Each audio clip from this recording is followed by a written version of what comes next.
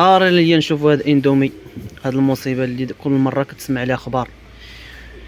شوفوا معايا، نحطوا اندومي في التطبيق باش تشوفوا شنو فيها بالضبط، والنتيجه الصراحه غتكون صادمه، فعلا باينه غتكون صادمه. تشوفوا معايا الاخوان، 0%. ناري.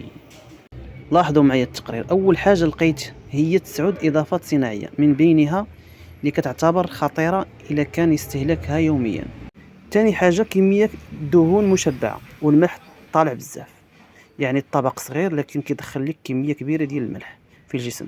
وزيد عليها السعريه الحراريه اللي وصلت ل 452، وهذا الرقم راه كبير مقارنه بالقيمه الغذائيه الضعيفه. صحيح فيه بروتين، ولكن هذه الكميه راه ما تقدرش، يعني ما غتغطيش للعيوب الكبيره. ماشي الاخوان اي حاجه كتجينا لذيذه كناخذوها، هذا النوع من اندومي، ولكن ناخذوه باعتدال.